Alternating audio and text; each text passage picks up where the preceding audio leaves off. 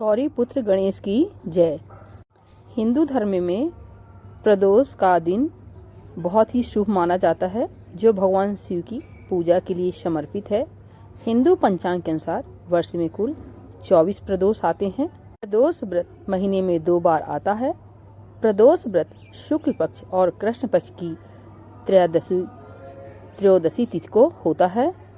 भक्त प्रदोष के इस पवित्र दिन पर व्रत रखते हैं और भगवान शिव की और माता पार्वती की पूजा करते हैं। लोग शाम को गोधूल यानी सूर्यास्त से पहले का समय पूजा करते हैं। जो प्रदोष सोमवार को पड़ता है उसे सोम प्रदोष व्रत कहा जाता है, और यदि वह मंगल को पड़ता है तो उसे भौम प्रदोष व्रत कहा जाता है। दिन के अनुसार जो व्रत पड़ता है उसे वो नाम दिया जाता है। ऐसा माना जाता है कि जो भक्त इस पवित्र दिन पर बड़ी श्रद्धा और समर्पण के साथ व्रत रखते हैं, भगवान शिव और देवी पार्वती उन भक्तों को वांछित इच्छा पूर्ति प्रदान करते हैं। उन्हें सभी प्रकार के कष्टों से और यहाँ तक कि अपने पिछले बुरे कर्मों से भी छुटकारा मिल जाता है। हिंदू पंचांग के अनुसार पौष माह शुक्ल पक्ष में 23 जनवरी को भौम प्रदोष व्रत है, यानी 23 जनवरी मंगलवार को प्रदोष व्रत है, जिसे भौम प्रदोष व्रत कहा जाता है। आइए कथा सुनते हैं।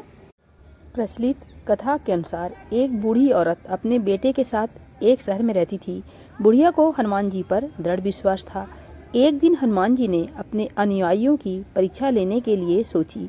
एक दिन बजरंगबली ब्राह्मण के वेश में बुढ़िया के घर पहुँचे और चिल्लाने लगे, क्या तुम हनुमान के अनुयायी हो? हमारी इच्छाएं कौन पूरी करेगा? वृद्ध महिला तुरंत बाहर आई और बोली, ब्राह्मण देव, आप क्या चाहते हैं? हनुमान जी ने कहा कि उन्हें भोजन चाहिए, और उन्होंने उनसे जमीन लीपने को कहा। वृद्ध महिला ने जमीन लीपने से इनकार कर दिया और कहा कि वह कुछ और करेगी, और बजरंगबली ने उनसे अपना वादा पूरा करने को कहा। हनुमान जी ने बुढ़िया को अपनी दूसरी इच्छा बताई और कहा, कृपया अपने बेटे को बुलाओ और मैं उसकी पीठ पर भोजन बनाऊंगा। जब बुढ़िया ने हनुमान जी के मुख से ऐसे वचन सुने तो वह भयभीत हो गई, परंतु अपने को रोक न सकी। ऐसी स्थिति में उन्हें अपने पुत्र हनुमान जी को सौंपना पड़ा। वेशधारी साधु हनुमान जी ने बुढ़िया के बेटे का मुंह नीचे कर दिया और उसकी पीठ पर आग लगा दी। आग जलाने के बाद बुढ़िया उदास होकर घर चली गई। जब भोजन तैयार हो गया तो हनुमान जी ने बुढ़िया से अपने बेटे को बुलाने को कहा और भोजन तैयार हो गया। बुढ़िया ने अपने बेटे को बुलाया और लड़का भागकर अपनी माँ के पास गया। अपने बच्चे को जीवित देखकर महिला आश्चर्यचकित रह गई। जैसे ही वह साधु के सामने झुकी, हनुमान जी अपने असली रूप में प्रकट हुए और वृद्धा को भक्ति का आशीर्वाद दिया। तो प्रदोषी व्रत की ऐसी महिमा होती है। भगवान भोलेनाथ, माता पार्वती अपने भक्त के हर कष्ट को दूर करते हैं।